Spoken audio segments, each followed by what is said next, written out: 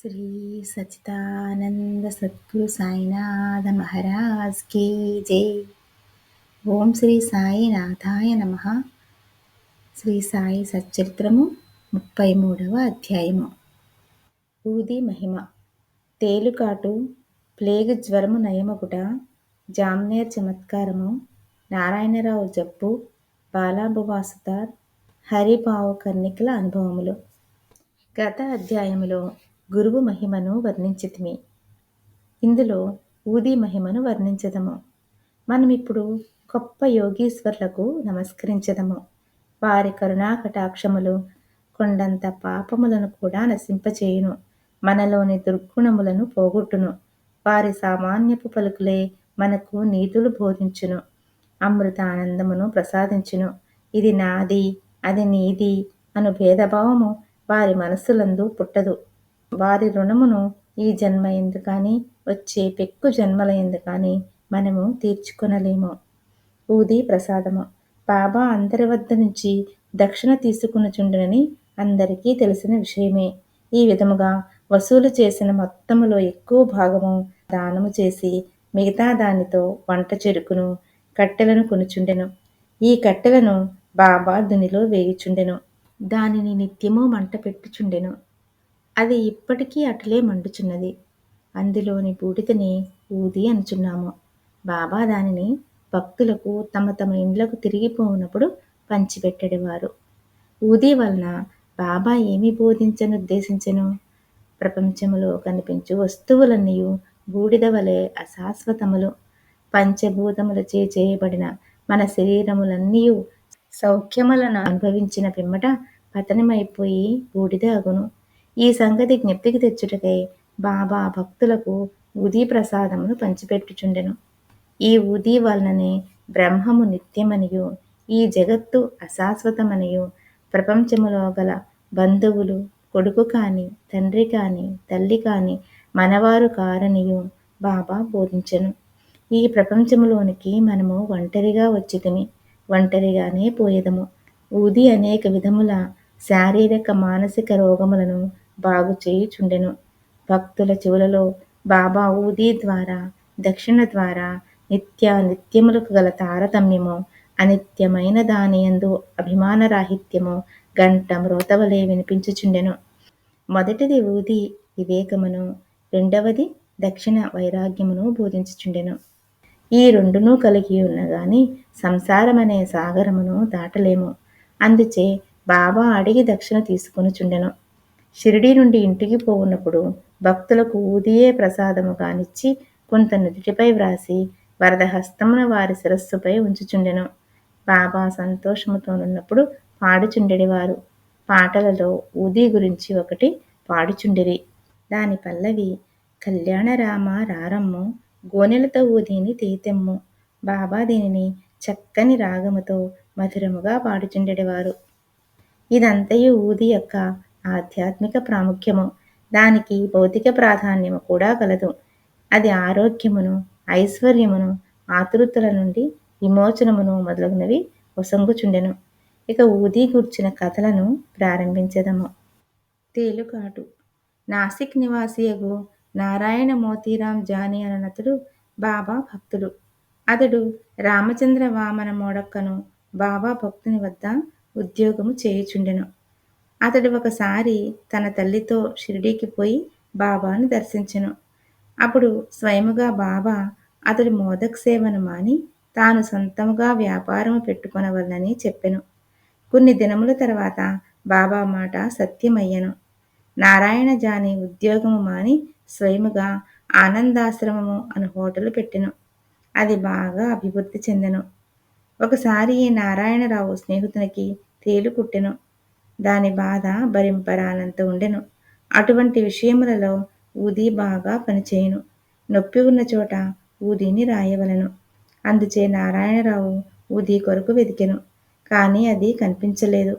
అతడు బాబా పటము ముందర నిలిచి బాబా సహాయము కోరి బాబా నామ జపము చేసి బాబా పటము ముందు రాలిపడిన అగరువత్తి బూడిద చిటికెడు తీసి దానినే ఊదిగా భావించి నొప్పి ఉన్న చోట రాసెను. అతడు ఊది రాసిన చేయి తీసివేయగానే నొప్పి తగ్గిపోయెను. ఇద్దరూ ఆశ్చర్యానందములలో మునిగిరి. ప్లేగు జబ్బు. ఒకానొకప్పుడు బాంద్రాల నుండి ఒక బాబా భక్తునికి వేరొక గ్రామమున ఉన్న తన కుమార్తె ప్లేగు జ్వరముతో బాధపడుచుండునని తెలిసెను. అతడు తన వద్ద ఊదీ లేదనియు కనుక ఊదీ పంపమని నానాసాహెబ్ చాందోర్కర్ గారికి కబురు పంపెను. ఈ వార్త నానాసాహెబ్కు ఠాణా రైల్వే స్టేషన్ వద్ద తెలిసెను. అప్పుడతడు భార్యతో కూడా కళ్యాణ్ పోవుచుండెను. వారి వద్ద అప్పుడు ఊదీ లేకుండెను. కావున నానాసాహెబ్ రోడ్డుపైని మట్టిని కొంచెము తీసి సాయి నామజపము చేసి బాబా అనుగ్రహమును అభ్యర్థించి తన భార్య నుదుటిపై రాసెను. కబురు తెచ్చిన వ్యక్తి ఇదంతయు చూచెను. ఆ భక్తుడు ఇంటికి పోవుసరికి 3 రోజుల నుండి బాధపడుచున్న వాని కూతురు జబ్బు నానాసాహెబ్ తన భార్య నుదుటిపై మట్టిని పూసినప్పటి నుండి తగ్గినని మిక్కిలి సంతసించెను. జామ్నేర్ లీల 1904 1905 సంవత్సరమున నానాసాహెబ్ చాందోర్కరు జామ్నేర్లో మమల్తదారుగా నుండెను. ఇది ఖాందేశ్ జిల్లాలో షిరిడీకి 100 మైళ్ళ దూరంలో నున్నది. ఆయన కుమార్తె మైనతాయి గర్భిణి. ప్రసవించుటకు సిద్ధముగా ఉండెను. ఆమె స్థితి బాగులేకుండెను. ఆమె 2-3 దినముల నుంచి ప్రసవ వేదన పడుచుండెను. నానాసాహెబ్ ఔషధములన్నీ వాడెను. కానీ ప్రయోజనము లేకుండెను. అప్పుడు బాబాను జ్ఞప్తికి తెచ్చుకుని వారి సహాయము వేడెను. షిరిడీలో రామగిరి బువా అను సన్యాసి ఉండెను. బాబా అతనిని బాపుగీర్ బువా అనువారు. అతని స్వగ్రామము ఖాందేశిలో నుండెను. అతడచడికి పోవుటకు నిశ్చయించుకొనెను. బాబా అతనిని పిలిచి మార్గమధ్యమున జామ్నేర్లో కొంత విశ్రాంతి తీసుకుని నానాసాహెబ్కు ఊదీని హారతి పాటను ఇమ్మనెను. తన వద్ద 2 రూపాయలున్నవనియు అవి జలగాం వరకు రైలు టిక్కెట్టుకు సరిపోవుననియు కాబట్టి జలగాం నుండి జామ్నేర్ పోవుటకు ఇంకా సుమారు 30 మైళ్ళు ధనము లేదని రామ్గీర్ బువా చెప్పెను.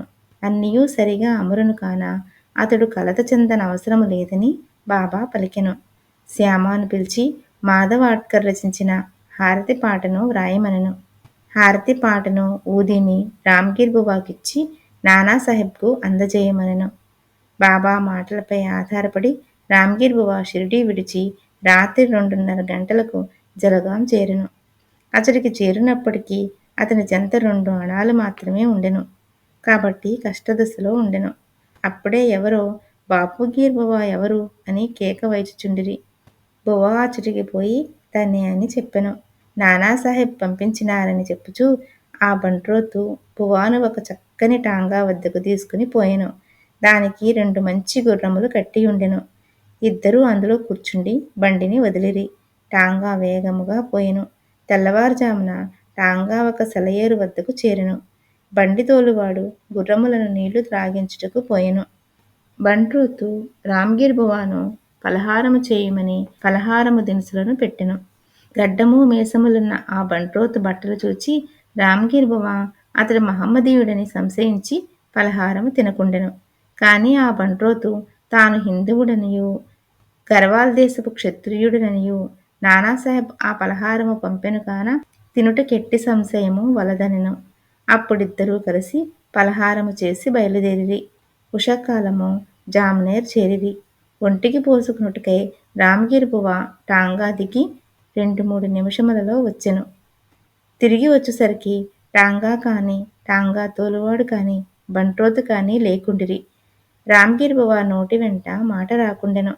దగ్గరున్న కచేరీకి పోయి అడుగగా నానాసాహెబ్ ఇంటి వద్దనే ఉన్నట్లు తెలిసెను. అతడు నానాసాహెబ్ గారింటికి వెళ్ళి తాను షిరిడీ సాయిబాబా వద్ద నుంచి వచ్చినట్లు చెప్పెను. బాబా ఇచ్చిన ఊది హారతి పాట నానాసాహెబ్కు అందజేసెను. మైనతాయి చాలా దుస్థితిలో నుండెను. అందరూ ఆమె గూర్చి మిగుల ఆందోళన పడుచుండిరి. నానాసాహెబ్ తన భార్యను పిలిచి ఊదీని నీళ్లలో కలిపి కుమార్తెకిచ్చి హారతిని పాడుమనిరి. బాబా మంచి సమయములో సహాయము పంపెననుకునిరి. కొద్ది నిమిషములలో ప్రసవము సుఖముగా జరిగినని వార్త వచ్చెను. గండము గడిచినదని చెప్పిరి. నానాసాహెబ్ గారు టాంగాను నౌకరును పలహారములను పంపినందుకు బాపుగీర్ బువా ఆయనకు కృతజ్ఞత తెలుపగా అతడు మిక్కిలి ఆశ్చర్యపడెను. షిరిడీ నుంచి ఎవ్వరు వచ్చుచున్నది అతనికి తెలియదు కనుక అతడు ఏమీ పంపి ఉండలేదని చెప్పెను. బివి దేవ్ గారి విషయమై నానాసాహెబ్ చందోర్కర్ కొడుకు బాపూరావు చందోర్కర్ను రామగిరి బువాను కలుసుకుని విచారించి సాయి లీలా మ్యాగజైన్లో గొప్ప వ్యాసమును ప్రకటించినారు.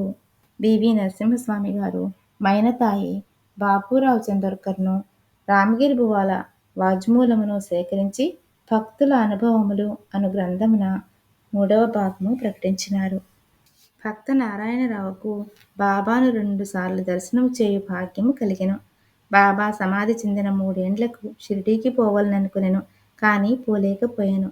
బాబా సమాధి చెందిన 1 సంవత్సరములో అతడు జబ్బుపడి మిగుల బాధపడుచుండెను. సాధారణ చికిత్స వలన ప్రయోజనము కలుగలేదు. కావున రాత్రింబవళ్ళు బాబాను ధ్యానించెను. ఒకనాడు స్వప్నములో ఒక దృశ్యమును చూచెను. అందు బాబా అతనిని ఓదార్చి ఇట్లనెను: ఆందోళన పడవద్దు, రేపటి నుంచి బాగగును. వారం రోజులలో నడువగలవు. స్వప్నములో చెప్పిన రీతిగా రోగము వారములో కుదిరెను. ఇచట మనం ఆలోచించవలసిన విషయమిది. శరీరమున్నన్నాళ్ళు బాబా బ్రతికి ఉండిరా? శరీరము పోయినది కాన చనిపోయినారా?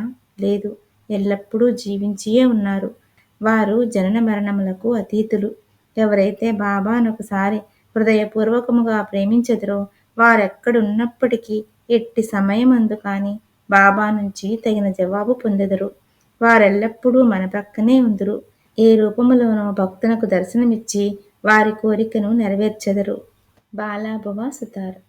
బొంబాయిలో నుండు ప్రముఖ సంకీర్తనాకారుడు బాలాబువా సుతార్ ఒకసారి షిరిడీకి వచ్చెను. అతడు గొప్ప భక్తుడు. ఎల్లప్పుడూ అతడు భగవద్ధ్యానము, భజన యందే తత్పరుడై ఉండెడివాడు. అందుచే జనులు వారిని నవయుగ తుకారామని పిలిచేవారు. వారు బాబాకు నమస్కరించగా బాబా, నేనీతనిని 4 సంవత్సరముల నుండి ఎరుగుదును అనిరి. తాను మొదటిసారిగా ఇప్పుడే షిరిడీకి వచ్చిన వాడొకటిచే బాలాబువా ఇదెట్లు సంభవం అనుకొనెను. కానీ తీవ్రముగా ఆలోచించగా బొంబాయిలో 4 సంవత్సరముల క్రిందట బాబా ఫోటోకి నమస్కరించినట్లు జ్ఞప్తికి వచ్చెను. అతడు బాబా మాటల ప్రాముఖ్యమును గ్రహించెను. తనలో తానిట్లనుకొనెను: యోగులెంతటి సర్వజ్ఞులు, సర్వాంతర్యాములు, తమ భక్తులందు వారికెంత ప్రేమ. నేను వారి ఫోటోను చూచుట వారిని స్వయముగా చూచిన దానితో సమానమని నాకు బోధించిరి. అప్పాసాహెబ్ కులకర్ణి. 1917వ సంవత్సరమున అప్పాసాహెబ్ కులకర్ణి వంతు వచ్చెను. అతడు ఠానాకు బదిలీ అయ్యెను. బాలాసాహెబ్ బాటే అతనికి బాబా ఫోటోనిచ్చి ఉండెను. అతడు దానిని జాగ్రత్తగా పూజించుచుండెను. పువ్వులు, చందనము, నైవేద్యము బాబాకు నిత్యము అర్పించుచు బాబాను చూడవలనని మిగుల కాంక్షించుచుండెను. ఈ సందర్భమున బాబా పటమును మనఃపూర్వకముగా చూచినచో బాబాను ప్రత్యక్షముగా చూచిన దానితో సమానమే అని చెప్పవచ్చును. దీనికి నిదర్శనము పైన చెప్పబడిన కథ. కులకర్ణి ఠానాలో ఉండగా భివండీ పర్యటనకు పోవలసి వచ్చెను. 1 వారము రోజుల లోపల తిరిగి వచ్చుటకు అవకాశము లేకుండెను. అతడు లేనప్పుడు 3వ రోజున ఈ దిగువ ఆశ్చర్యకరమైన సంగతి జరిగెను. మధ్యాహ్నం 12 గంటలకు ఒక ఫకీరు అప్పా కులకర్ణి ఇంటికి వచ్చెను. వారి ముఖలక్షణములు సాయిబాబా ముఖలక్షణములతో సరిపోయెను. కులకర్ణి గారి భార్యాబిడ్డలు వారు షిరిడీ సాయిబాబా గారా అని అడిగిరి. వారిట్లు నుడివిరి: లేదు, నేను భగవంతుని సేవకుడను. వారి ఆజ్ఞానుసారము మీ యోగక్షేమములను కనుగొనుటకు వచ్చితిని. అట్లనుచు దక్షిణ అడిగెను. ఆమె 1 రూపాయి ఇచ్చెను. వారొక చిన్న పొట్లముతో ఊదీనిచ్చి దానిని పూజలో ఫోటోతో కూడా నుంచుకుని పూజించుమనిరి. పిమ్మట ఇల్లు విడిచి వెళ్ళిపోయిరి. ఇక చిత్రమైన సాయి లీలను వినుడు. భివండిలో తన గుర్రము జబ్బుపడగా అప్పాసాహెబు తన పర్యటన మానుకొనవలసి వచ్చెను. ఆనాటి సాయంకాలమే అతడు తిరిగి ఇల్లు చేరెను. ఫకీరు గారి రాక భార్య వల్ల వినెను.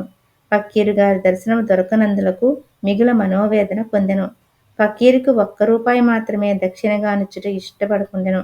తనే ఇంటి వద్ద ఉన్నచో 10 రూపాయలకు తక్కువ కాకుండా దక్షిణ ఇచ్చి ఉందుననెను. వెంటనే ఫకీరును వెదుకుటకై బయలుదేరెను. మసీదులలోనూ తక్కిన చోట్లను భోజనము చేయకనే వారి కొరకు వెదికెను. అతని అన్వేషణ నిష్ఫలమయ్యెను. ఇంటికి వచ్చి భోజనము చేసెను. 32వ అధ్యాయములో ఉత్త కడుపుతో భగవంతుని వెదకరాదని బాబా చెప్పినది చదువరి గమనించవలెను. అప్పాసాహెబ్ ఇచ్చట ఒక నీతిని నేర్చుకొనెను. భోజనమైన తర్వాత చిత్రే అను స్నేహితునితో వ్యాహాళికి బయలుదేరెను. కొంత దూరము పోగా ఎవరో వారి వైపు త్వరగా వచ్చుచున్నట్లు కనిపించెను. వారి ముఖలక్షణములను బట్టి వారు తన ఇంటికి 12 గంటలకు వచ్చిన వారే అని అనుకొనెను. వెంటనే ఫకీరు చేయి చాచి దక్షిణ అడిగెను. అప్పాసాహెబు 1 రూపాయినిచ్చెను. వారు తిరిగి అడుగగా ఇంకనూ 2 రూపాయలిచ్చెను. అప్పటికీ అతడు సంతృష్టి చెందలేదు. అప్పాసాహెబు చిత్రే వద్ద నుంచి 3 రూపాయలు తీసుకుని ఫకీరుకు ఇచ్చెను. వారింకనూ దక్షిణ కావాలననిరి. అప్పాసాహెబు వారినింటికి రావలసినదిగా వేడుకొనెను. అందరూ ఇల్లు చేరిరి. అప్పాసాహెబు వారికి 3 రూపాయలిచ్చెను. మొత్తము 9 రూపాయలు ముట్టెను. అప్పటికీ సంతృష్టి చెందక ఫకీరు ఇంకనూ దక్షిణ ఇమ్మనెను. అప్పాసాహెబు తన వద్ద 10 రూపాయల నోటు కలదనెను.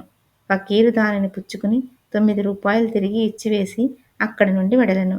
అప్పాసాహెబు 10 రూపాయలిచ్చేదనెను కనుక ఆ మొత్తము తీసుకుని పవిత్రపరచిన పిమ్మట 9 రూపాయలనిచ్చివేసెను. 9 సంఖ్య చాలా ముఖ్యమైనది. అది నవవిధ భక్తులను తెలియచేయును. బాబా లక్ష్మీబాయి షిండేకు 9 రూపాయలు సమాధి సమయమందు ఇచ్చిరి.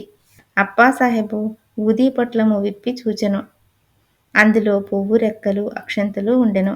కొంతకాలము పిమ్మట బాబాను షిరిడీలో దర్శించినప్పుడు వారి వెంట్రుక ఒకటి చిక్కెను. అతడు ఊదీ ప్రసాదమును వెంట్రుకను ఒక తాయెత్తులో పెట్టి తన దండపై కట్టుకొనెను.